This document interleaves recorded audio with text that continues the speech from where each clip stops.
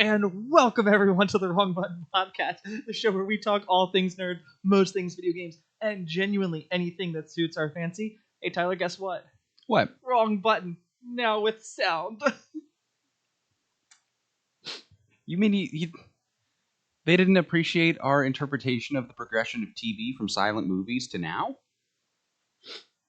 Wow. Some people just aren't cultured enough.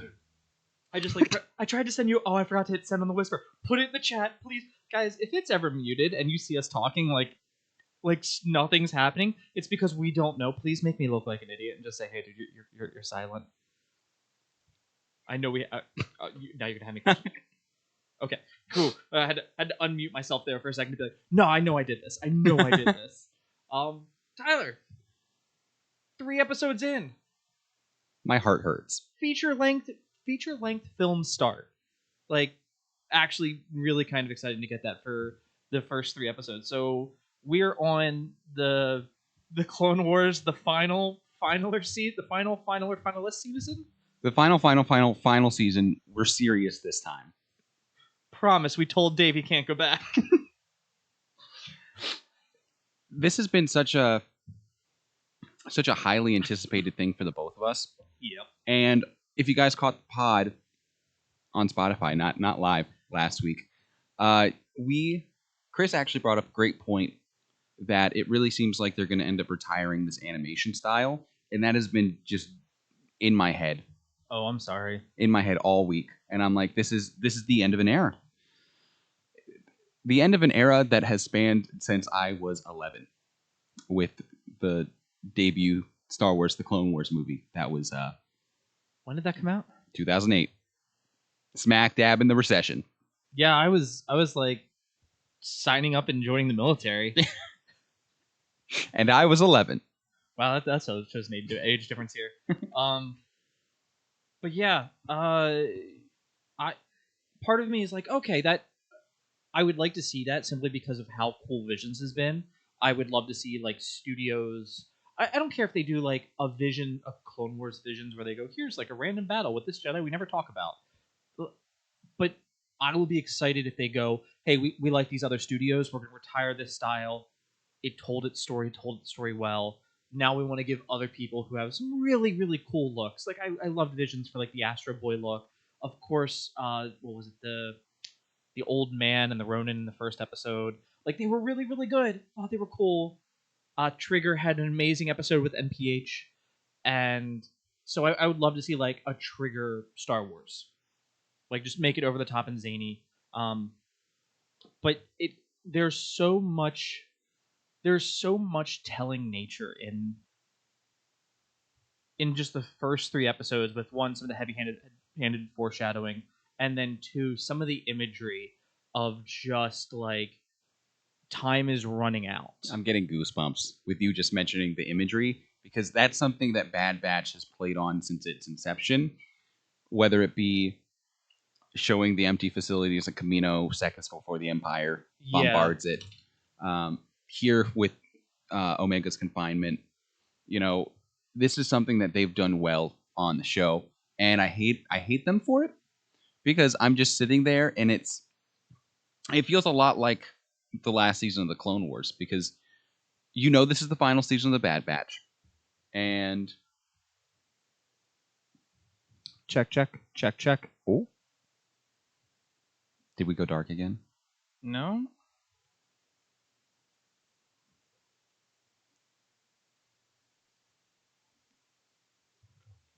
Not the mixer. So it's not the mixer. It is. Am I not beautiful enough for this? Hello. Ah.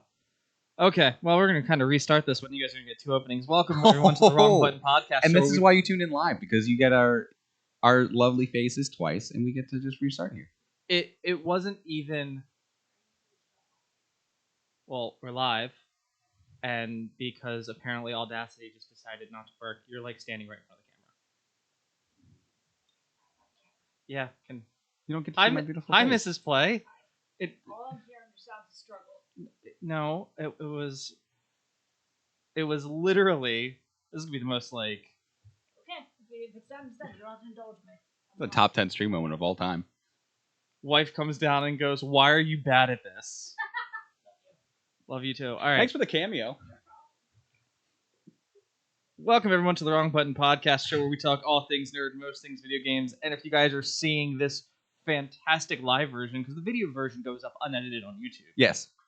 As well as being live on Twitch at this moment. At this moment, yeah. So you guys get to see for as long as the VOD's still there. So I'm gonna download and put this on there. And but those of you guys who are listening to this remotely or through the actual podcast form through any of our podcast services, what you guys are going to get is some disjointed "why did we start late?" Because Audacity, when I was checking it just to make sure, it was just like it was not picking up either of our voices, so it was just Audacity being itself, not necessarily something I did, because it did give me all the signs that it was recording. How audacious of it. God. So you were talking about how this feels like we could retire the animation style. Yeah, if you guys caught our preview podcast last week, Chris brought up the great point that his assumption is that this is the last that we're going to see of this animation style in Star Wars, and that's been just rolling around in my head all week. Something that has been with us since 2008, since the premiere of Star Wars: The Clone Wars, the best movie in canon to ever exist, according to Rotten Tomatoes, right? Right, Chris? I will go. I'm gonna go look that up on Rotten Tomatoes. I don't know. I think it's like 28%. How's Avatar doing? Also great. I haven't seen it yet, but that's been rattling around in my head because 2008, we've come a long way. It's been 16 years, right? Yeah, you said it came out in what, 2008? Yeah. Smack dab in the recession. Yeah. Oh, it's a 19% on Rotten Tomatoes. That is for the critics review, and it's 40% for the audience. The audience is coming around. Everything's coming up Millhouse. Oh my God, no. But yeah, 2008, the markets were down, but Star Wars fans, we were up. Yeah, you're 11 we years were old. Here. I was joining the military. That shows you how good that movie was. It wasn't like pitching kids like, hey, war is bad. It's, hey, clone troopers are cool. You want to be a clone trooper? Sign on the dotted line, kid. This is bittersweet because we really are, for real this time, experiencing the final end to the Clone Wars arc and everybody involved in it now. For real this time. It's not the final season of the Clone Wars in Season 6. It's not the final season in 7. And we already know where the survivors end up. So, well... For the most part, yeah. Yeah, like, we know where Rex ends up in Return of the Jedi, being retconned into being one of the troopers on the ground with Han and Leia at the Battle of the Forest Moon of Endor. Yeah, shout out that one actor with the beard. He came in clutch. What was that, 40 years ago? Yeah, retconned it. He actually had his story in the book. He did, yeah. And he was not Rex, and it got retconned to being Rex. I'm assuming that actor's probably no longer with us, just given the time, the age, the time difference. But you can argue that now he has a bigger role. He does. So, thank you for growing such great facial hair that 40 years later you just happened to work into this. Oh my God, it's great. It is fantastic. Yeah, beautiful. But it's really tugging at my heartstrings, and these first 3 episodes are just to punch the gut again and again, because that's just what Dave Filoni loves to do to us. Do you love something? He just turns the knife more and more. You can tell it's I was watching. I have notes because that's what I do when I watch. That's what I do when I watch shows nowadays. I take notes. I freeball it. Oh well, I'm glad you can. But itemized list. I'm gonna go back to something that we said, and I kind of want to adjust my answer to something. Adjust our answer. Whoa! Hey. On the record? You can't do that. On the record. So we said there was no body. So therefore, that person could still be alive. Yes. I kind of want to throw out there that if you get something of that person's... You're not talking about the goggles, right? Goggles. Come on. Either that or they're going to... So if Omega had the goggles, he would be alive and she'd give them back to him. But the goggles are cracked. They're with the Bad Batch who's not together. And they're hanging on a chair. It's like Tiny Tim. Like there's a stool in the corner that's not going to be used that I see going empty if these visions of the future don't change. A bunch of loose eggs. So I think the goggles are the body. I hope you're wrong. That is personally hope fine. you're wrong. Tech received so much character, and that's actually the dead giveaway. It's that in season 2, Tech received so much character development, it was crazy. I mean, he was feeling things. He was snippy with the one-liners. He fell in his version. His version of love. Yeah, totally fell in love. I'm gonna. You're right. He fell in love. He fell in love with Omega and Tina Fey's character, whose name escapes me right now. The pilot. Yeah. Yeah. No, he fell in love with her. Which is Tina Fey. I don't blame him. Yeah. I mean, good taste. For real. Good taste. I am still holding out hope. I know it's a sliver, but literally Echo got blown up. He got blown up. And Gregor, are we going to talk about Gregor? You just need to talk about clone troopers and their penchant for surviving really unsurvivable things. To be fair, Gregor is a commando, and Scorch got kicked off of a facility. And he came back. Yeah? And he ain't walking around with a limp. Echo got blown up. He did, but was he wearing blown up? He was wearing ARC Trooper stuff, wasn't he? Yeah. But still, he got blown. He had the extra shoulder pad. He's fine. Oh. The shoulder. So you mean to tell me a measly fall is gonna kill Tech? I'm gonna. Spouse is gonna back me up on this. The fashion will keep me safe. Oh, brother. Listen, let me cling on to my delusions on this podcast. And until we get better confirmation, we'll revisit this when I'm crying at the end of the last season. No, it is podcast anymore. This is really rough on me, man. That's just for the live people. Just not down the face. But that's a good stepping off point. Because not on the face? D. Bradley Baker, in one of the interviews leading up to the Bad Batch, essentially challenged the audience not to cry. And I'm not sure I'm going to win that challenge, because we have such, and we alluded to our lovely live people, the Bad Batch does such a great job when it comes to compelling imagery for the show. Yeah. That it makes it hard to hold back tears when you're so invested in characters, and you have been for such a long amount of time. Or not just characters, but the idea of the characters. So maybe we've had the Bad Batch since the final season of the Clone Wars. And that was in 2020, right? That was 2020. So 4 years with those characters. But we've been going and learning the clones, their stories, their personalities, since, like we mentioned before, 2008. So, in a way, they're like brothers to me too. Maybe I'm a clone of Jango Fett. Who knows? Maybe we were all clones on the inside the entire time. And I mean, to that point, let's look at all the no-named clones that were in the 501st that just painted their helmets to look like Ahsoka. Hey, Commander, we're so happy to have you back. Rex is going to tag along with you because, well, we need to conveniently have him away from Anakin, but also because we also love Rex, and it's like look at them all right now. They love you so much that they painted their masks to look like you. Look at this final sequence where you just put all their heads on the gravestones because you killed them all. Not intentionally. Jesus, Dave. Technically, Ahsoka wasn't a Jedi, so they technically didn't have to do it. Okay. I mean, yeah, but we can get into that later. Anyway, the Chancellor, Emperor Palpatine's a bit of a wanker.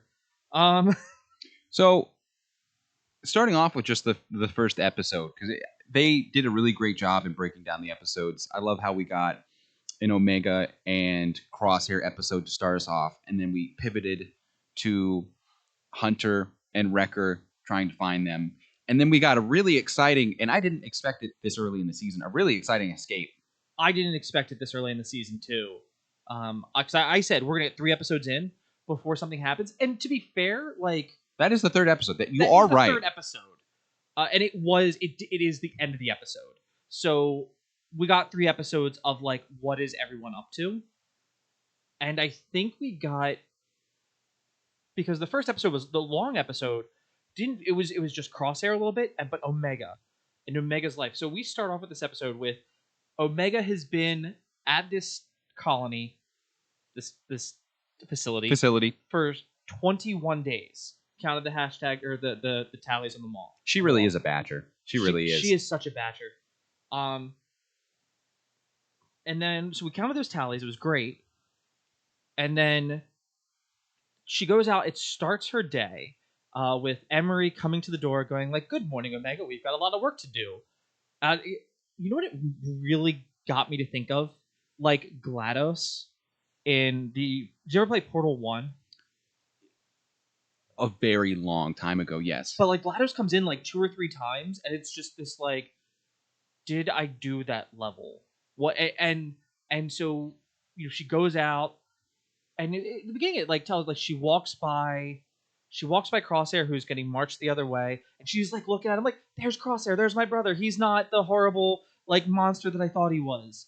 And going through to the other side, and then she goes into the lab, and she's like, "Okay, we're gonna do the lab things." And then Emery's like, "We're gonna take your blood," and she's like, "We all donate our blood because we need to."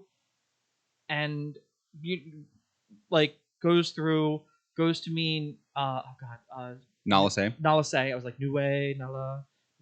I don't know. Nalase. It's that new wave Camino music getting to your head. Yeah.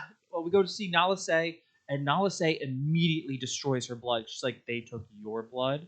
Yes. And I love it. She deletes it off the platform, and then she deletes it all out of the record. I love their little trash compactor. It just vaporizes it. Yeah. For whatever reason that Cool. Well, when you go to like a place that's like, "Hey, please deposit your like discarded needles or things like that. Put them in here so that way we can catalog it, make sure it's safe." Like, if somebody was sneaking drugs, like, fuck, those are the best. Just boom, throw it in there. There's no evidence. What evidence? Yeah, just like What evidence, man? prove it. Once you do a talk screen, but just tosses it away, and I'm like, that feels like that shouldn't be there. Like, I feel like you're giving her like an easy out. Yeah. But then Nalase is like destroys it. Omega goes on with her chores and goes down into help the like feed the dogs. Yeah, the lurker hounds into the kennel area. And then, finds out the one is like wounded. And then like towards the end of it, it's like, "I'm gonna go talk to Crosshair," and like sits on the ground and talks to Crosshair, like, "How are we gonna get out of here?" And he goes, "What do you mean?" It's like, "How are we gonna get out of here?" He goes, "I've tried. We're not. Go back. Like, just go to your room. Please leave me alone. Like, this is Stop spending time on lost causes." Yeah. Which Omega is, to be fair, the queen of quote unquote lost causes, because she's a very caring individual. Yeah.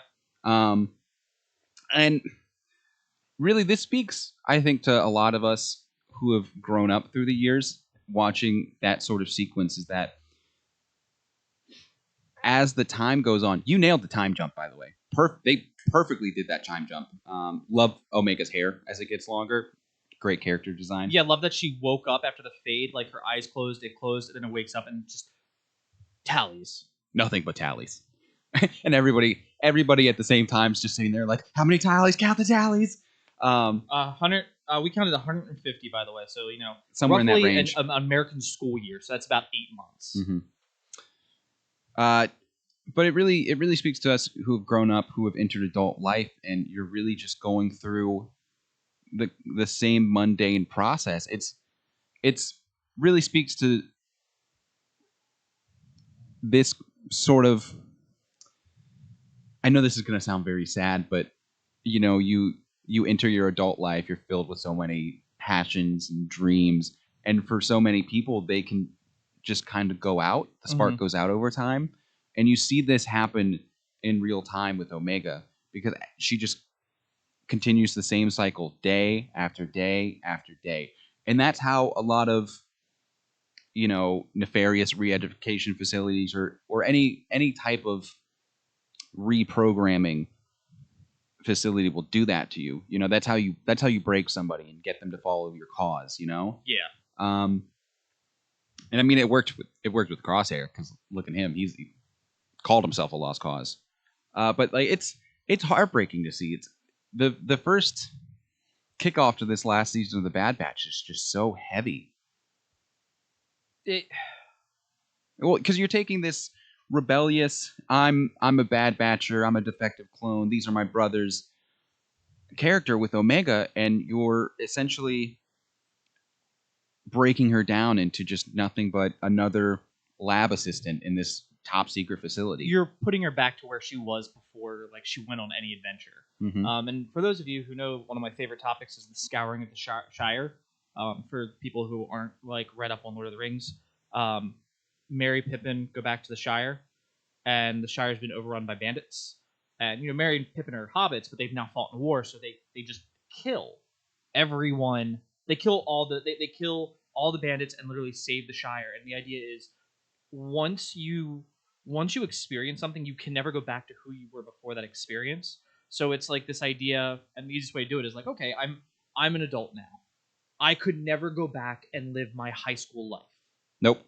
Because it wouldn't work. Like, I've had too many different experiences, and like it's kind of like, oh, you might grow apart from friends and things like that. But that's what it is about. So we have Omega, who's done that, but now they're using like the monotony of her life before to like bring that one in. Before we go too much further into that, I loved the opening. The opening felt like this weird red herring where it was like a shuttle was coming into the planet. Yeah. And gets struck by lightning and crashes. And and you're like, okay, who's in there? And you're like, they're calling for help. And I'm like, oh, maybe it's the Bad Batch. They're totally like getting here. No, they were just stormtroopers. And the God, what's the doctor's name now? Hemlock. Hemlock was like, they're lost to us. They're dead. Kills the line and goes, they're outside the gate. They're as good as dead, and leaves. Yep. So. Anyways, something that I actually really want to focus there on, because a lot of people were like, the clones are expendable. But the clones would go out and like save them. They are programmed to be the perfect soldiers. So they are programmed to do this. Mm-hmm. And to be like, okay, go out for my brothers. Like there's a familial bond there. There's some sort of like closeness that they have. The stormtroopers, because there were stormtroopers in that room. There were commandos in that room. There were the Death Star operator guys. Yeah. It was nice to see them. Yeah. You guys, for those of you guys who are listening, I'm doing like a face mask thing. The Death Star operators. So this is Death Star operators. You mean the railing advocates? Yeah, the railing. Yeah. Didn't they have a railing in the last movie too? Like a railing was installed later. No railing. I can't believe this. Death lasers, no railing. That does not live up to code. I'm calling OSHA. Oh, but they get left. And nobody does anything. Nope. So right here, in one sequence, we have established that the clones are worth more than the stormtroopers, and the stormtroopers willingly choose, because these are volunteer stormtroopers. These are stormtroopers that's like, hey, I solemnly swear to uphold the Empire and blah blah blah blah blah blah blah. Right? Give me free healthcare and housing. And you want me to leave my best friend to die here? By all means, sure, I'm gonna stay in my warm base and wear my helmet. It's not even. You can't even use the same example that was used, that you could use for like the First Order version of the stormtroopers, where the one guy like smacks Finn probably he's dying, he just wants to get up and he's trying to keep himself alive. Oh, with the blood. Yeah, with the blood. But it's like, no, they don't have anything. They're brainwashed, and so they're like, well, they're better than clones. We just take kids that aren't wanted, brainwash them since birth, and it's practically a clone. And here we have, I signed up today. I want to be a stormtrooper. That's what being a stormtrooper gets you. Yeah, you just don't be a stormtrooper, kids. It's not worth it. All the backed in the world can't, make that right. But yeah, I thought that was also just showing, and then now combine that with the imagery going to go forward of, hey, this is a very cold, unfeeling place. Oh, and the score did a great job conveying that too. Oh man, goosebumps. Star Wars scores are forever undefeated. But anyway, I thought it was nice to really catch up with Omega and Crosshair first, more than anything. Can we talk about the heroics of Nala Se just being rebellious in her own way? I guess living within the confines of being rebellious, because at the end of the last season, Nala Se wasn't cooperating with the Empire, so that's why they went out to go get Omega in the first place, which is so funny to me, because they're trying to complete this research. Yep.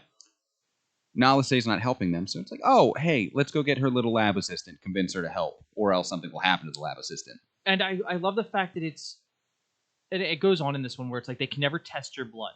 So in her lab assistant being there is actually more of a detriment to her than just being like, oh, your lab assistant's here, we're gonna torture her. It's like, oh no, you guys can't know the truth. You guys can't know what we were doing. Yep. And that's the more important portion of that. Secrets the Kaminoan government does not want you to know. And I also really want to shout outs to Centrifuge Clock and Centrifuge Gears. It's not a centrifuge. Well, it's not, but that's what if you work in a lab, you know it's not a centrifuge. Well, but yeah, okay. But if you put it on captions, it's called the centrifuge. I know they were wrong, but I understand. But just the grinding of the gear, like, and then it's like, because at the end of every episode, it would always be like one more has gone through, and it's like, okay, like I think it was at the end of every day, it would always show it tick, so it's like, okay, we know we have a few days in here, and then it's also like this grinding of a gear that just never stops. Which, analog clocks, gears are in it, so that it's very. But it was such a good, like, this is grinding everyone down. This is what the Empire's going to do.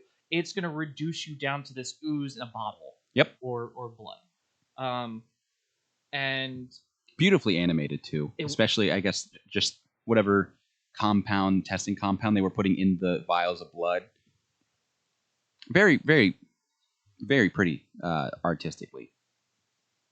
And then to sit there and go into it, we learned that what they're testing for is M counts. So shout out to bringing midichlorians back without bringing them back. Bringing midichlorians back. I never. Granted, this is the era that you and I grew up in, but I never had an issue with the whole midichlorian thing because I guess in a way it makes sense. What was your first Star Wars movie? The first one that I ever saw. Yeah. Okay, ever saw it was A New Hope. Okay, was it? Yeah, in theaters it was Attack of the Clones. Okay. Which I kind of remember. It was 2002. I was like 5. Okay. So I was young. Okay, so that's all right. So this is where it's going to kind of start to vary for us because I was going to be 10, 11 years old at Attack of the Clones and like 8, 9 for Episode 1 of Phantom Menace. But so coming from my elder millennial boomer generation, right? Just elder millennial guys. I'm a millennial. I had a chance to get the Force. I have a lightsaber over there. I have a chance to have the Force. Episode 1 comes along, you need midichlorians. The fuck are midichlorians? Like, I know it's the mitochondria. I know it's the powerhouse of the cell. That's all it is in this. But it took away my ability to have the Force. And it was kind of like, hey, just so you know, Santa's not real, kids. Easter Bunny, nah. We can't get into this topic, or else we're never finishing the other 2 episodes of the Bad Batch. But I know what you're going for. That's where the M count, like for me, I think hurts a lot. Yeah, but what makes you think that you don't have midichlorians then? You don't have a test for that. You can have them. I mean, anybody can have them. That's fair, but it. But I know where you're going. Like a magic and made it scientific. Yeah.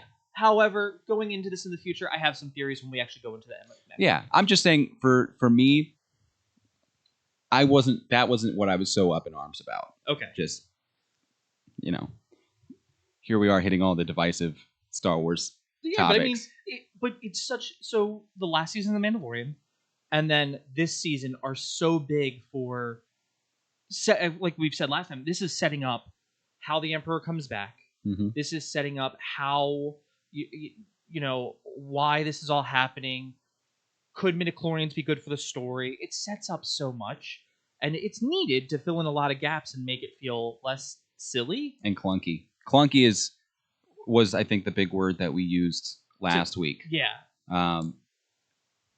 Which I'm okay with, because if you take the prequels pre all of this extra Star Wars content that we've gotten in the last like 15 years or so. They're good. They're good movies in my opinion. But there's so much context that you just don't have as the viewer. Yeah. But now going back and watching the prequels with all this context in mind, like Ahsoka's there. You see why Anakin's so bitter and disillusioned with the Jedi Order. All of this, you're like, these are great. You know.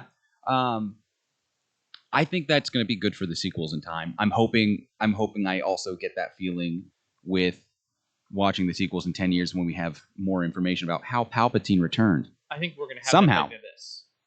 I think that's literally going to be by the end of this. Yeah. We're going to have so much of that set up, and then the Mando movie and the New Republic movie. Yeah. And speaking of Palpatine returning, we know just generally that the Empire has a lot of pet projects going on in the galaxy, and smack dab into the second episode of the Bad Batch, we get to see how horrifying some of these pet projects are, and we also get to see how desperate Hunter and Wrecker have become to reunite their squad. That opening of this, let's just transition to episode number 2 here, because they don't care who they cross. They don't care who's after them. They don't care about hundreds of thousands of years of squabbling between syndicates or geopolitics. They don't care about anything. The only thing they're focused on is getting Omega back. They do not care who stands in their way. Yeah. So we get to see, what is it, Roland Durand, right? From, I can't remember if he was in the first season of the Bad Batch or the second. Might have been early in the second. He was had that beef with Sid, so which leads me to believe it's probably the second season. Ends up getting humiliated by the Bad Batch. Almost gets killed, gets spared. Get to see him again and his mother, who is terrifying. Yeah. The Durand family. Oh yeah, and it's just like they've become weak under weak. Anyone else want to call me weak? Okay, drop them to the pits. I love evil people with pits like that. You know, like I feel like if you're gonna be evil, have a pit. have a moat in a pit. Yeah, I like how theirs is just into the abyss and it's super dark. Jabba went for the old school Tatooine, let his Rancor eat whoever displeases him. I mean, but it's also like, hey, let's get some gambling in on this. By the way, the house always wins. You just bet on how long they might survive. Yeah, I like that. But I don't even feel right calling them the Bad Batch because they're just a bunch of loose eggs at this point. So I'm just going to refer to them as Hunter and Wrecker because that's all that's there. That's fair. Because Echo is off with Rex. Yep. Anna called him a part-timer. he subs in and out. And then she's picked up some bad habits from working with me. Sorry. So yeah, part-timer Echo is. Omega is captured. Crosshair hasn't been a part of the Bad Batch until, I don't know if they considered him a part after he gave that warning to them at the end of the last season about how the Empire was after Omega. So I don't know if they still consider him a lost member. I think they probably do in their heads. So he's also captured. He's gone. Yep. And then Tech's allegedly dead. I'm not going to believe that until I get confirmation, or else I will cry. And you guys don't need to see that live. So it's just Hunter and Wrecker. And so here they come walking into this throne room of, Roland's syndicate mother, who is, again, terrifying, with a Pike prisoner who I guess crossed their family at some point. And they're like, yeah, we don't care. Where's the intel that we want? It's, speaking of which, I can understand how hard it is to get intel on Hemlock and the Imperials' secret nefarious activities. Yeah. So that was it was a badass entrance to really show what they've been through. And did you notice their armor too? Just how beat to hell it is. Wrecker has like claw marks across the face now from being like there's a ton of stuff there. Wrecker almost looked like he was wearing a neck brace now, but yeah, I think it's like maybe he's getting older. That was terrifying. They walk out. I like they're still wearing Clone Wars armor, but I do like that you're right. It just looks beaten and battered. and I almost want to be like, this is damn near not usable anymore. Like you guys need some updated armor. You need something.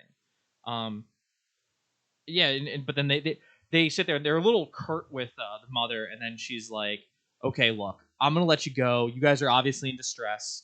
My kid's gonna Give you the intel you need. give you the intel that you want, so that way you'll be okay." And that's just, I'm like, okay, that's a fair enough like reason to go about that. I thought that was very kind of her to not just Not kill him. one off them there, but Bad series credits roll. Bad Batch over. But I did like the hesitation of like, which one is she gonna hit? Yeah. And then they do leave and go away. So that was cool, but I thought actually there was a much more important part of this episode, which also wasn't even about the experiment in the lab.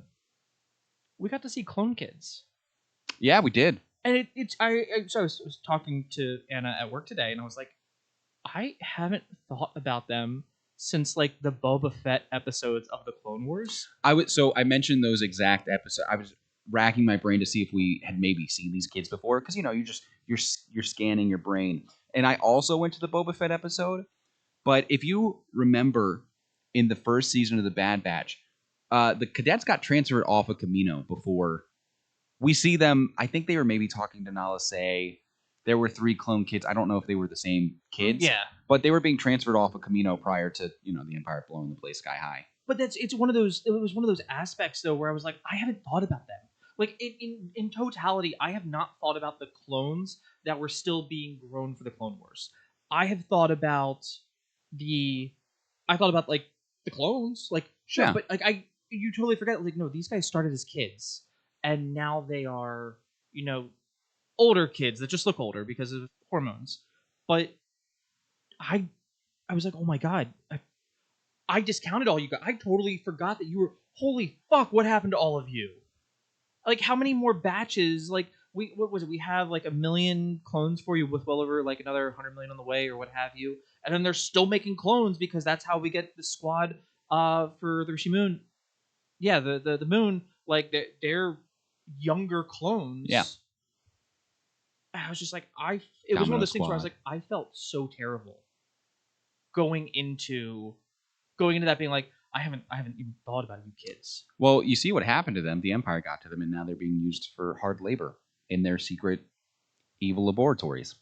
Yeah, that's Whoever backs the Empire, and you said they're not that bad, George Lucas based them on Nazis. I mean, yeah, it's because Nazi uniforms are terrifying. They don't care about any species other than humanoid species. If you're an alien, like, good luck. Thrawn is a notable exception. But the Empire, again, Yeah, by making not great humans people. like putting people like humans against the rest of the galaxy, it's why you don't see humans in like positions of power. Yeah, it's so fantastic. I did like, so they went to another planet where they were hoping to find Omega. So this is Batcher and I'm sorry, not Batcher. Batcher's the dog. This is Hunter and Wrecker. I love how they baited us too, thinking that maybe they'd gotten to Tantus with the jungle scene. It was too green. Yeah, It was the Well- wrong shade of green. because Tantus is a very vibrant green. This was a very jungle, abandoned Mayan ruins type of green. Tantus is Hunter or winter green. Yeah. This is, you're right, jungle green. So I was like, oh, did they really? This isn't the right green. Well, on the way here too, I feel like we skipped over one of my favorite parts of the episode.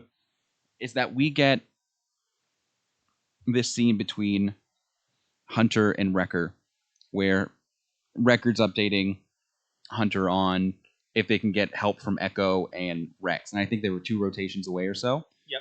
And you really see Hunter, I think, in more distress than we've ever seen him before, because after Omega got taken, he's just consumed by it. And I think that's a feeling that anybody who has kids, who's ever had them lost or not able to get them back or anything, like, you would do anything to to protect your child or to get him back in the event that something bad happened. And you can see just how gutted Hunter looks, and Yeah. he's going against his better instincts. Like Wrecker's, it's weird seeing Wrecker as the voice of reason in these two, because we're so used to Wrecker just gung ho about any mission, ready to blow stuff up. And now Wrecker is having the character growth to be the voice of reason. Yeah, which is terrifying. Yeah. And I loved it too, because he's like, Remember maybe what happened last time? We didn't have reinforcements or backup, and then it goes right to the goggles. not all of us came back. Yeah. And that's, again, I don't want to cry. Tears were shed for me for the last season of the Clone Wars. That I know you really like Tech, and you were like, "Oh, he's getting his play this season." He got his play. we're not going to comment on the events of the end of last season. Have Thank they you, ever been any thank good you very Fallen much. Orders? It's a crack shot too, That was a really good shot. through glass. And anyway. So yeah, they are on their way. They're essentially trying to follow Hemlock's trail of breadcrumbs, and they get to what they described as another lab that has been orbitally Bombarded. Yeah. Yeah.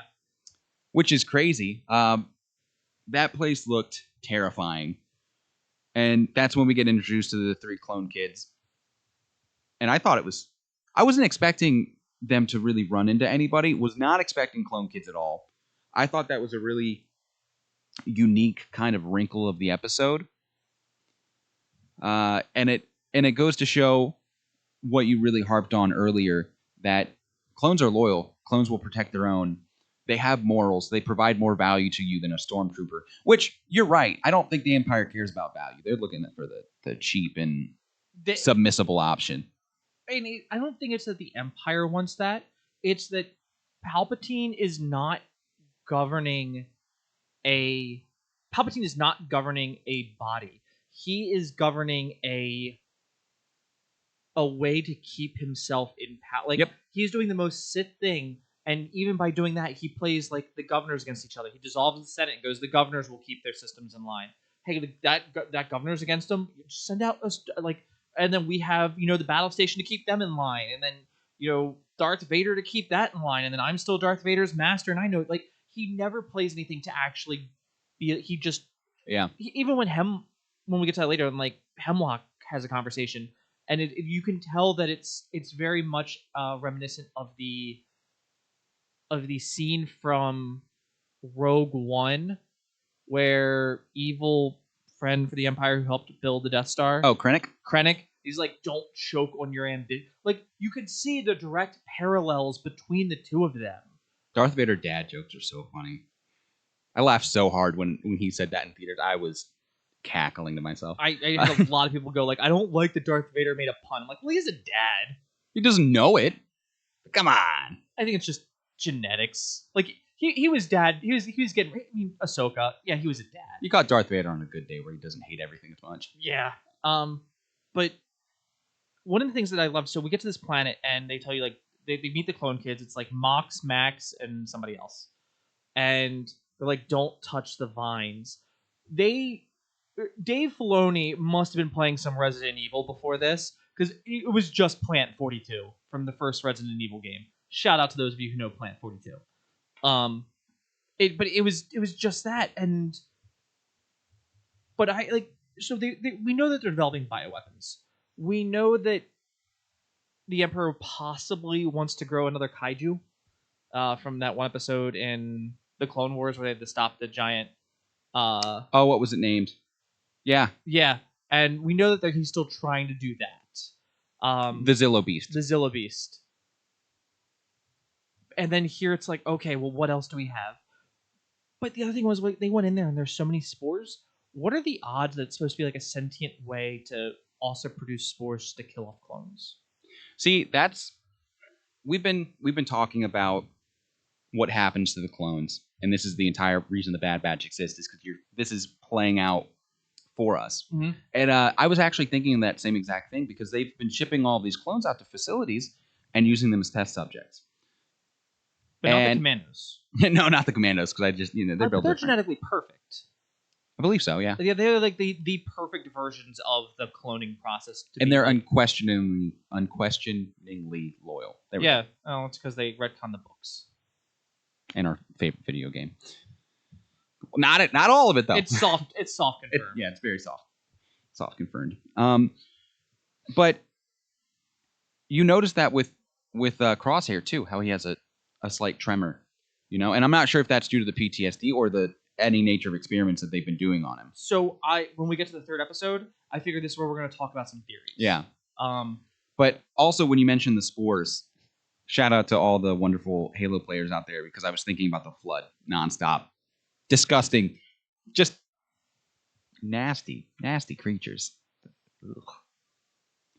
Ugh. It does really seem like Dave just combined like every nasty, evil thing that you would think of that's like a plant or disgusting organism. Just slap it into one. I was also thinking the trash monster from A New Hope. A New Hope, yeah. At the beginning. That's a good pool as well. I do like that. Like they had to shoot it in the mouth. Then you had to get a grenade in the mouth. I was like, okay, this is. At one point, I was like, this is very boss fight. Yeah. Or very Sarlacc-like too. Sarlacc's good, yeah. Yeah, old Sarlacc, not New Age. Yeah. So the other thing there was, I like here that this episode we talk about the clones having loyalty, and one clone is like, okay, I'm gonna go with you guys. I'll show you where this panel is so you can get this information. And the other two are like, no, and they're like, we're gonna stay here. You're not gonna make it back. And then they're like, they're not making it back. Let's just go to their ship. And then they call for reinforcements and they fly the ship over. Mm-hmm. And it was one of those things where it's like, you guys wanted to get off this planet. Yeah, you were thinking about it, but when the chips were down and out, you did the right thing. Yeah. I think it displays all of the natures of Jango Fett, is that you have the one who's loyal. Because Jango Fett, to a fault, he was loyal to those who paid him at least. Yeah. Many dialect. And then the one in the middle, which was Mox, the older clone, who really was made to seem like he could go either way. Because he never outwardly said like, oh, let's take their ship and get out of here. He was like, show me their ship.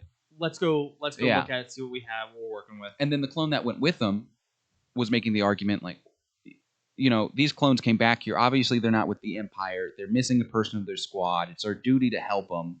I love how he's like, they're missing their squad. And I love that it's like, we're cadets without an army. Like, they're like, we're missing our squad. Yeah. Like, that whole, like, hashtag squad thing from back in the day. How convenient. And I made this comment when squad. I made this comment when we were watching it. I was like, wow, how convenient that the Empire orbitally bombards this lab, and one single console just decided to be built different. He's like, no, I was hand built. I may not have power to myself, but you know what? Or you're gonna orbitally bombard me, Empire? No, I'm not going out like that. No, hold on. To be fair, it looked like it was the trash compactor one, which is probably the deepest part. Like, when you think about where they were supposed to be at, it does make sense that one survived. So I thought that was funny, and also kind of crazy how the Empire never sent anybody back to just like make sure everything was destroyed, because you know how bad of a security breach that is. Well, so and that was part of the thing though, where I think have you read any of the Halo books? Bits and pieces. There's something I want to read, but I haven't delved into it. The Cole Protocol. Long time ago. Okay, so Cole Protocol, if you guys don't know with Halo, is when a planet falls, you kind of like orbital strike the fucking planet, nuke it. Then the ships jump all things to Earth. They jump to a random location. And have to, yes. Hand track it. Coal, not cold. Yeah. Coal. So that's to me what it felt like, where it's like, because they said, hey, this is a planet where they did this until it got out of hand, and that's when they pulled out. So I think it was one of those things where it's like, we don't have to. All we have to do is destroy evidence that we were here and like scrub it from the records. And the Vines will take care of the rest. The Vines are going to take care of the rest. We'll never have to worry about it. That was... it was... They are literally going up against Umbrella Corporation from Resident Evil. Yep. Like, let's just... Like, oh, shit's going bad. Just delete that it ever existed. Everything else will just go away.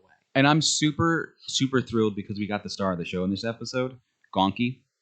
Oh my... The defective battery droid. I love Gonky. I love... When Wrecker burst through Gonki on his back. You can see his feet flailing. Our TV at home is named Gonki, by the way. Very, very big attachment to battery droids because they're just gonking around. They're just little guys. I had it was like a on the edge of my seat moment because I was just telling myself, if something happens to Gonki, I am turning it off. No more Bad Batch. You'll have to find somebody else for the podcast. I was like, oh, we're gonna start by killing him. We're gonna test the waters. How would you feel if we killed Gonki? Second episode in, we gotta kill one of them. Sorry, guys. Dave would be hearing from me on Twitter. Dave, your hack writing of Clone Wars, killing Gonki, you heartless son of a bitch. I created his Twitter just to call you this. It's my many burners. He just keeps blocking me, and I keep coming back. So, yeah, it was great escape. Another very near miss of the Bad Batch just being almost dead again. Yeah. Great second episode, but at the end of it, you can see Hunter going through this information of what's on this data pad. And you could tell how shot he really is. Wrecker's talking to the clone kids, and he's just staring off into it. They're talking. He goes, yeah! And that brings him back, but you don't know what story they're talking about. And I'm wondering if maybe he's just thinking about all that he's lost, or tech's weighing heavily on the brain. Because they would have been in and out of there in 2 seconds if they had tech. Mm-hmm. It was his job. It was his role. Or is he reading on this data pad all the really shit things the Empire has going on, I think it's more of there's a big universe out there. They're missing their squad. So yeah, they won. He put them at jeopardy for, I almost want to say, just about nothing. Mm-hmm. Which is going to be insane as it is. And getting out those kids hey, we've got other things we have to do.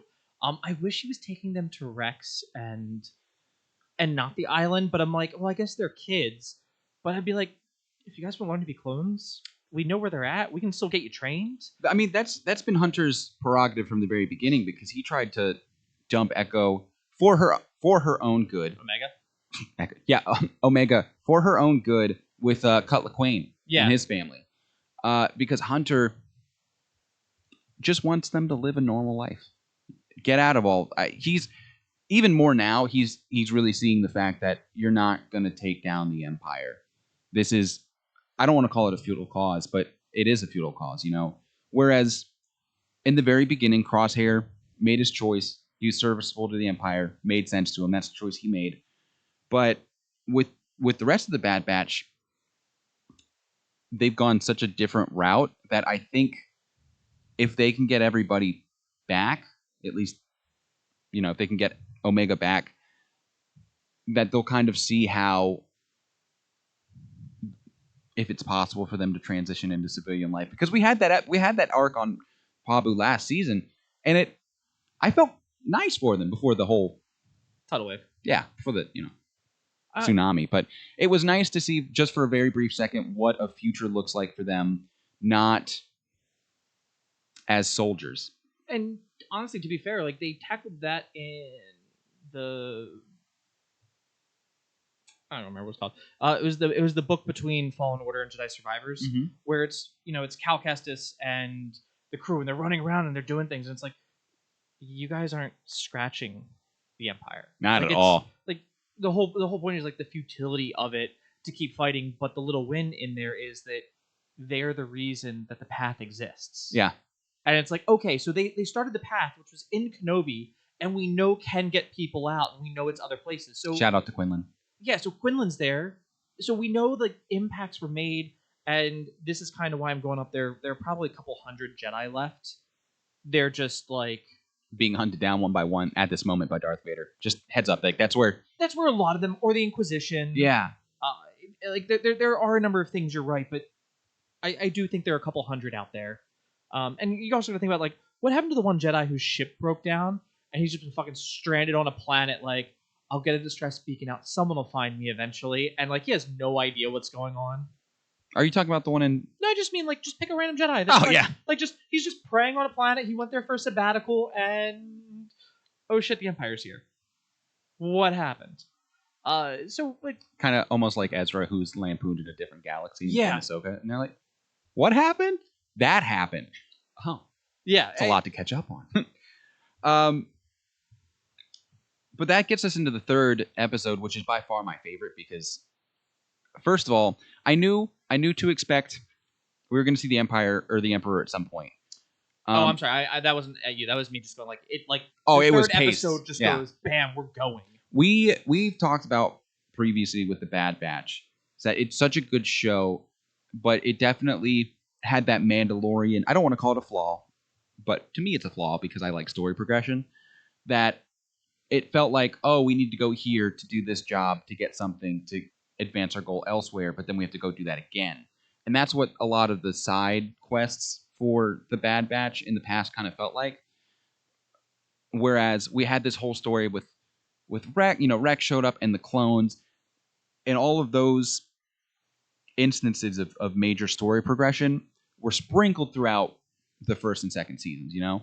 Heavy at the beginning, heavy at the end, but there's very, very, very slowly sprinkled in, like the episode with Cody, or the episode with Crosshair and Mayday, heartbreaking. But with this being the final season, I don't think fluff is going to be a thing. I don't think we have time for fluff. No. At all, which I'm excited about. However, this really had to be the final season. We're hitting like such a great stride with this show, but I understand why it has to end. But does it have to end? I mean, yeah, we do need to wrap up the Clone Wars. Yeah, in this era, and we need to tie that off. One, the Emperor coming for this. You see all the commandos there? Oh my lord! How many fucking commandos? Like, what the hell were you all doing this entire? And it also makes me wonder: did you have like a contingent of commandos on reserve somewhere? Probably. Like, I mean, it makes sense, but it just they were property of the Kaminoan government, so they were obviously the Kaminoan government won't be needing their services. But so I think this episode. So one, we official name drop Project Necromancer. So creepy, yeah. Necromancer's coming back. We get to see a couple pods in real security that look like they're holding back to tanks. Yep. But also look surprisingly Sith-like. So I'm like, are we in like a Sith temple that is now repurposed? That Mount Tantus, the facility is built around the Sith temple. Oh, is. Yeah, that's okay. So that's what I'm thinking. Oh, okay. And that makes complete sense because as you get into the inner sanctum, and then it looks all Sith-like and freaking Sith. I'm waiting for the the holocron to come out. But so then we also get to see one shout out for bringing back the midichlorian like cluster counter. Yeah. It was in the background of one of the scenes when they finally start doing things. But we get to see the Emperor's there. He's looking for projects to go on. Hemlock has known what Omega's been doing this entire time. Like, he's been letting her like think she's sneaking around and talking to Crosshair and stuff. Talking to Crosshair, taking care of Batcher. Shout out to like getting one of the dogs nursed back to health and bringing domesticating him, which the Empire thinks is a big no-no. And then letting the dog get away and killing a droid for it. Oh, forget that droid. Yeah. It's on site with that droid, all right? That was all fantastic, but then Hemlock goes, no, I know what you've done. Like, don't think that you're getting away, that you're like, oh, you're so... No, kid. I know. Yeah. We know. And with Hemlock, I'm just going to say this real quick. He has that Thrawn quality for me. A very, very well-developed, intelligent bad guy. The difference between him and Thrawn, though, is that Hemlock is creepy. He is otherworldly levels of creepy, which makes sense why him and Palpatine are just so cordial together. Once Palpatine becomes Emperor, how many people do you see him cordial with? Not many. Because he's not even cordial with Darth Vader. He just beats the ever-living daylights out of Vader like a submissive dog, But Palpatine, he's like, you're my favorite guy. Anything that you need from the Empire, you have it at your disposal. buddy, you're my meal ticket to eternal life. Yes, because I can't figure it out the other way. Yeah. So, and this is where I think we can start getting into some theories. Because I remember one of the theories is Omega's force sensitive. Which is confirmed. It has to be confirmed. I don't think she is. I have a different theory. And it's because of the centrifuge. That's not a centrifuge. I understand. It's whatever the fuck they want to. Because of the auto caption centrifuge. Now, this episode, way to bring back the ticking gears. Because what happens is we find out the Emperor's there, and Omega's going about her thing, and Nala says you can't let them test your blood, because she watches him take it, and then Hemlock's like, oh, you need to come with me, Nala say. Let's see if the Emperor will give you like I did, because I'm so forgiving. And she's like, you can't let them take your blood. By the way, Emperor's here. You need to fucking go today. I can't hide you. I can't hide your shit today. You need to get the fuck out today. What's wrong? Oh, no, I was just making sure. Oh, okay. One of our lovely viewers gave me a phone call. I was like, make sure there's nothing's wrong with the lovely audio stream. Yeah, hey, best day to escape ever when there's maximum security at the base that you're trying to escape out of. And oh, hey, the head of the entire empire is there, the most powerful person in the entire galaxy, far and away. Throwing this out there. At one point, they're like, all the ships are grounded. Except for the Emperor's, let's just take his. I was like, yes, let's take the Emperor's ship. I think that's going to be fucking great. I was hoping that we're gonna get a heist, steal the Emperor's ship. Come on, let's do this. I wanted that so bad. And then too, as things are happening, it's I think it's every 2 minutes or so I started clocking it. The gear shifted again. Gear shifts and her sample rotates closer until we know. So Crosshair's tremor is getting worse. Mm-hmm. You're familiar with blood types, right? Yeah. Okay. I actually don't know my own though. Fun fact. I should probably. Sure, my mom knows or something. I'm no positive, but I'm a universal receiver and a partial donor.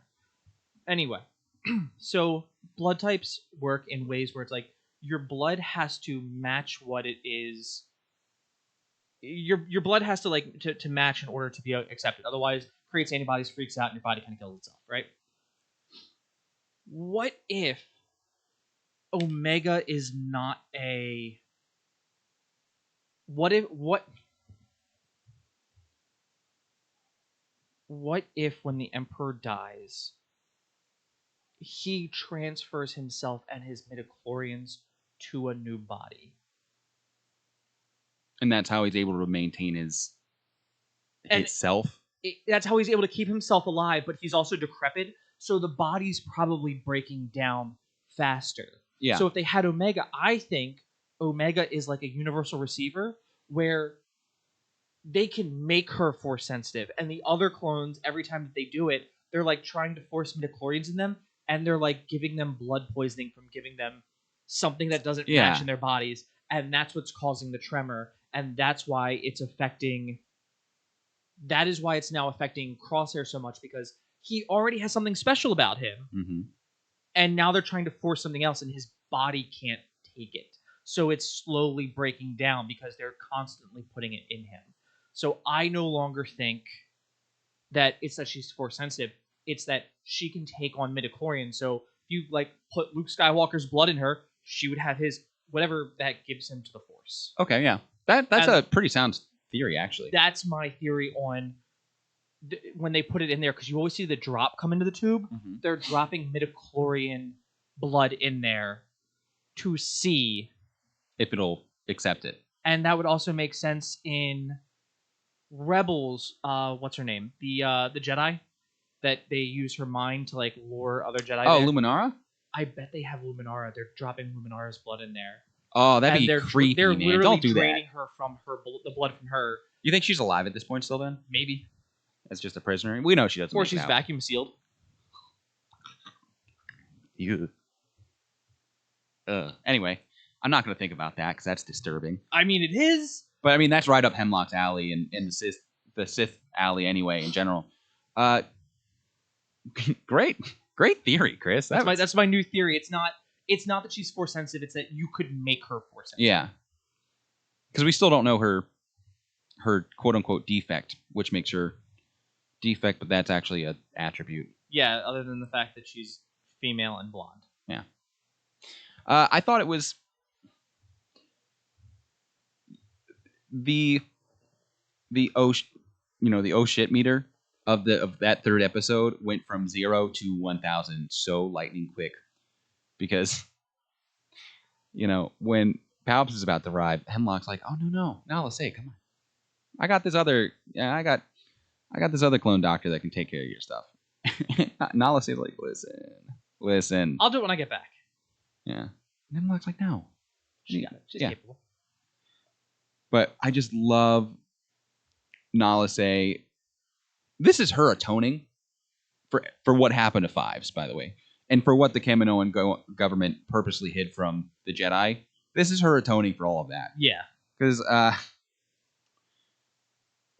she tells Omega, like, in no uncertain terms, like, if you get your blood tested, this is done. Like, you will, like, horrible things will happen. Yeah. So shout out to Nala Say for that. Amelie, right, is how you pronounce the clone doctor's name. Emery, sorry. Always gets confused in my brain. Emery, it harps back to the lesson that Crosshair and Omega had. I believe the conversation took place in the first episode when You're Omega's too trusting? Yeah. Omega's talking about trust and maybe we can turn her, and Crosshair's like, you trust too much, which is fair, and I think you see that. And her character's so intriguing to me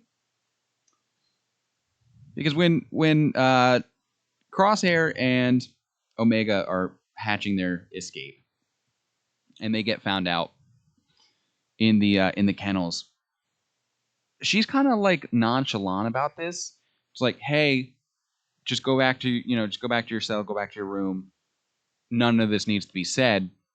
We can carry on business like usual. Yeah. Which makes me wonder if she was also in the same position that we were. Like, maybe she tried to escape back in the day or tried to leave and she just knew at this point that resistance is futile. Work with them. The alternative's not pretty. Just, like, come on. But I feel like there's a lot of conflict within her character. But it's just, she's an interesting one. She reminds me a lot of Tech. Definitely because of the goggles, but also the mannerisms. The face, everything is there. Like, she is a form of Tech. So your significant other, Anna and I were talking about this, right? One, all the other female doctors, are they also all clones? Or are they all supposed to look alike from the top because they're cogs for the government, Mhm. and like the stormtroopers, you can't tell. You don't know who they are, right? So I think she might be a female clone. I think she's probably one of the only ones. No, she is. She's a female clone. It's been said. Sure, it's been said. But she is. It's been said. Nala Se hasn't confirmed that shit. Yeah, but Omega did. No, she told Omega she was a clone. Well, she said, all right, I mean, So okay, sure. So but she's like, oh, I got taken off the planet, and then Hemlock saw great potential in me, so he's trusted me, and I've earned his trust. And then the second episode when they come, or the third episode when they come and raid her room and they take out the stuffed animal, and she gets sent back there anyway because she was like, and she like gives her the stuffed animal back. I'm like, no. You are trying to like win her over to make her loyal to you, so that way you can figure out if Nala Se is on the level. Like, I don't think she is reliable at all. Mm-hmm. I think she is 110% manipulating. I don't think she's a clone. Well, she is a clone. Hate to break it to you. But how? She doesn't have to be a clone of Jango Fett. She can be a clone of somebody else, Then anybody why would you else. say she's a sister to... Then why would she be a sister to Omega? She because specifically says sister. They were born in the same facility. Could be. I don't know. But anyway, we'll find out. We'll find out more on this in the future. Because I'm not fighting you on this point. Okay. Because I'm right and you're wrong. So I don't think she's a clone. I think she is 110% manipulating, and that... So she's gaslighting everybody. She is gaslighting everyone and we're all supposed to look from Omega because we're supposed to be, oh my god, the big reveal. Hey, Nala, say, why didn't you tell me that there were female clones? Like, that's not going to come up in a conversation? Why didn't you tell me I had a sister? I mean, she didn't. Nala Say is not exactly forthcoming on information, so I'm not sure that you can, you know. Can we just speak to Nala Say's brilliance for a second, though? Okay, Because go I was going to say the Kaminoans like already cracked this whole thing, which is scary to think about. But if your theory holds true, which I think it does, because that's a beautifully thought out theory. Which one? About Omega being able to receive midichlorians, and like they made a good host for midichlorians, right? That's incredible. Like that's incredible cloning breakthroughs, you know? That would have taken one of the Star Wars Battlefront games where they cloned a Jedi to make 2 clones and one goes good, one goes evil. Like we don't know if you can clone a Jedi, so it is almost like without cloning a Jedi, it's like how close can we get? Yeah. The entire escape sequence. I just want to point out my favorite moment in this episode. Was Omega was opening a door. I think it was a lift, and a mouse droid's about to like come in. She just kicks it back. Yeah. And it's angrily like smacks Yeah, the door. you can hear the mouse droid just so pissed off. Yeah. Love Like that. we know how foul-mouthed R2 is, and especially Chopper. Oh my god. And I'm assuming probably BB-8 to a degree. Probably nowhere near as foul-mouthed as the OGs. But that mouse droid had an earful on him for sure. That was great. But I liked how Crosshair comes around to the idea of an escape, even though he knows that Omega's improvising. This plan has a very, very, very low chance of success. But I think he really finally came around to the idea that Omega's not going to stop, and she's not going to leave this facility unless it's with him. And so, just hats off to Crosshair for finally getting it. I also love that like get help after the Thor Ragnarok thing, where it's like we need to get you out of stuff. Just distract the guards. It was like guards. Hey you, and I love how flaccid his thing was. It was like, hey you, yeah, I need you. It was literally like, give me your gun, your armor, and this. Well, what? I outrank you. This clone thinks he Yeah. outranks us. Well, you'll see. What do you mean we'll see? I'm gonna take your gun from you. That's oddly specific to say. The door opens. And it's like oh shit. Dumb ways to die. And once again, can we just shout out to the fact that like, hey, you stun because it's a one-shot kill, and then it's like they go in. So they use stun for all the people. Go in there. The droid's in there. He's back. Boom. Bam, bam. Just iced him. Walks up afterwards, puts 2 into him. And No love for droids. Like, oh, you guys have a little PTS when it comes to droids. Got it. All right, let's just on to we'll talk about that on the ship, I guess. Oh Lord. Top tier. That droid had it coming. Yeah, you're right. I didn't think. I was wondering why they just were stunning troopers, stormtroopers. Because at the beginning, I thought it was just like they didn't want to kill any of their brothers. But actually, that makes perfect sense. Like they're down for the count. You don't have to worry about them for a minute. And that's what they did they proved that during the final season, where it was just like they're using stuns on everybody, and it's like, nope, they're alive. Yep. That's it. With the improvisation of Omega's plan, Hunter would be so proud of her. You know, quick thinking. Crosshair's sage advice. You know, of all the days to escape, what do you mean the Emperor's here? Are you kidding me? Well, his ship's not grounded. We're not taking the Emperor's ship. It reminds me of the T-Rex in Meet the Robinsons, where it's like, Never seen it. really? Yeah. Oh, I well, think with my last name being what it is, I'd go see that, but I just never have. you should. It's a beautiful, Okay. beautiful Pixar movie. But where's it DreamWorks? Anyway, there's a scene in it where a T-Rex corners two kids. Massive head, but the arms are like, you know, because T-Rex is. And the master of the T-Rex is like, destroy him, get them. And he's like trying to get him, and his head keeps hitting the corner, so he can't reach him. And so the T-Rex is like, I have a big head and little arms, and I'm not quite sure how well this plan was thought through. And it pauses for a second, and he's like, Master. And that's what and that's what I just thought about that whole scene. But I knew from the very beginning when the kennels were brought up and we were getting that scene, I was like, oh, that's an easy escape. Yeah, there's that's your a escape weak route. Yeah. that's a weak point.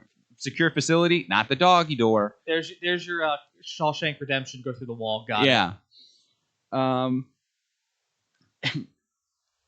I love how you get to see all of these commandos for the Emperor arriving in like top tier security. But then when they've been had and they're scrambling these teams to go recover and terminate both Omega and Crosshair, they send stormtroopers and one commando to like oversee them. Yes. But I'm like, you have the facility full of how many commandos were there? At least 100. I think but so even when they're doing that, right? All the commandos are up and they are literally following the Emperor. Yeah. Because I think even Hemlock knows, like, no, the commandos, like the joke in episode 7, where it's like, oh, maybe the Supreme Chancellor Snoke should have gone with a clone army. Yeah, no, he probably should have. It would have been a much better idea. Yeah, it would have. We've seen how that works. So all the commandos with the good armor, with the good guns, with the good aim, they are all with him. And but there's still more commandos at that facility just in general. So like, I don't know if two prisoners have escaped and they're very high priority, maybe send more commandos than just one. So I think what it was one, the Emperor can't find out. Well, yeah, I like how the commando said that after the ship left. Yeah, he's like, sir, they got away. Is he in hyperspace? He's in hyperspace. Sweet, I can tell you. Sir. Sir, there's been a situation. Just up in the atmosphere. Okay, so there's been a situation. Drifts, screeches, and it lands. I hear you have a situation. Fuck, okay. Oh, see how this plays out. Thanks for not embarrassing me in front of my boss's boss. You know. So and right there is also where we get the scene that the like, don't choke on your, when I'm the chancellor of like, the chief officer of science or something like that. I will usher in a grand age of science. And it's like, okay, so we have who's this fuck building the Death Star.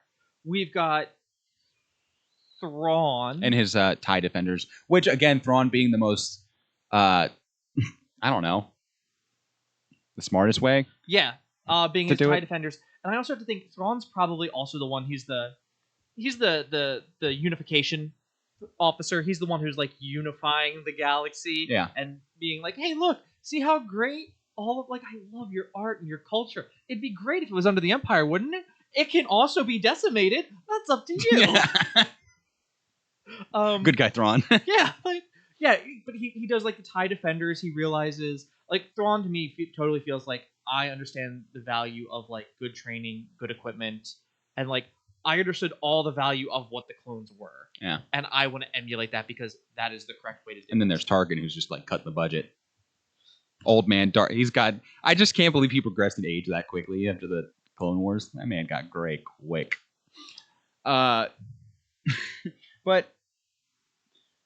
the turning, the turning of the dials of the blood, them making their escape, the herring of that crash shuttle. Nobody managed to, like, I don't know, go blow the shuttle up just in case.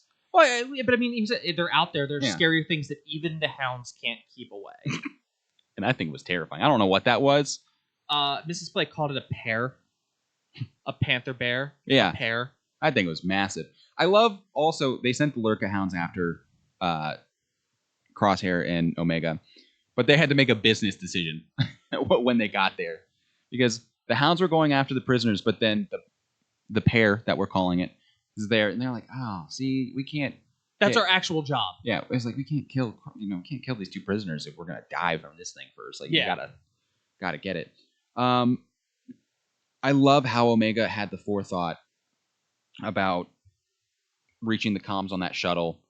Was super cool. She's really forward thinking. Like, we can't use the shuttle to get out of here, but we can use it to contact people. Good plan. Yeah, solid idea. Sucks it didn't work. And then, like, they're getting surrounded. We get that scene with Crosshair and Omega. Do you know Plan 72? 72, which I love. Like, hey, do you know Plan 72?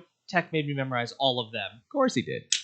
Fucking right. Yeah, that's right. She knows she isn't it. She can do the things. And I love how even through all the re-education and all that stuff that Crosshair's undergone, he remembers every single. He's like, yeah, because they his OG yeah, stuff. they work. It's great. Yeah. So the other, I'm gonna point out one other difference of knowing how cool how good the commandos are versus how shit stormtroopers are. All right, so they come in their dropships, right? Which, by the way, the new dropships still pretty cool. Oh, And I they're like them. Yeah. They're opening from the bottom and they're rappelling down. And the stormtrooper's like, okay, hook myself up on my harness. I'm gonna hold on with both hands. And the clone trooper's like, step, fall. Yep. Where are you, motherfucker? And I'm just like, Yeah. And I love how they just kept the drop ship just hovering there with the lights on and everything. It's like, how are they gonna get out of this? Huh. That ship works. That ship works really well. Yeah. And then shout outs to Batcher. Batcher was going to die because you domesticated her. Nope. And Batcher's a dog. Gets on the ship with them too. This play was like, we're done if Batcher dies here. Just so you know that we're not finishing the series. Podcast is over. Batcher dies right here. Mrs. Play is to Batcher as I am with Gonky. Yeah. There are untouchables in certain shows. You can't do this to us, Dave. How much of a hack writer do you want to be called? It was a little heartbreaking seeing Crosshair miss all those shots, though. I really hope there is some sort of answer to this tremor, because he's going to have to find out how he fits in domestic life real quickly, because his entire way about him is like he's a marksman. Yeah, that's what he does. With Hunter, he can use his skills for problem solving and stuff like that. With Wrecker, he's just strong, so you can use that outside of military life. What have you. But a marksman who then loses his ability to be a marksman, I mean, how do you transition after that? Hustle some games of pool. Oh god. With a tremor like that though? Yeah, just learn how to do the other hand. So you hold it down on the table. Yeah, I do like how just back when they were defeating the droid, that's what Crosshair did. He had the blaster in the left hand when he was giving him the bolts. So fair. That's a fair point. Come on, he shot a guy at the top of a castle and just goes, just throw out these mirrors. Where? Just get them out. What? Yeah. What is this bullshit? I loved Cody in that episode. They weren't going to make it off that planet. They were going to be destroyed right then and there. They would have died, yeah. And the clock and Emery comes to save the day. I just think it's so ironic, because this is such an Empire thing to happen, that the answer of what you need has been under your nose this entire time. Nala Se is going to get got, though, unfortunately. I mean, I'm surprised she just didn't get shot on the spot. She has to. I am genuinely so... but to her credit, how did your little one get away? And it's just like, I don't know. I was literally right next to you all day. You watched me. Yeah. All day. Like, this is literally on you. Yeah. I don't know what you want from me. Also, when she's escaping and Emery's like, hey, just go to bed, get some rest. Like, you look a little tired. Fucking just yoink, let me take this iPad from over here, walk out of Target with it. Classic iPad kid. And it's just one of those things I'm walking down. Like, this is really... But, the troopers would have seen her, but the stormtroopers don't... Or the clones would have seen her, the stormtroopers don't care. Yeah. But also, she had those privileges, too. So, she had wandering privileges. She did. They were revoked. No, they didn't get revoked because she then complied. Oh, okay. They didn't get actually revoked. Okay. But she never wandered with an iPad. She wandered with her lunch pail. Fair. Yeah, so that was... I don't like how they're not together yet, though. I was really hoping we get the reunion at the end, but I don't like how they're not together. I'm going to throw this out there. I think I'm going to be 100% right, and we're still going to get one more episode before they're together. Yeah, probably. It's going to be like, where are they figuring it out? What are they both doing at this time?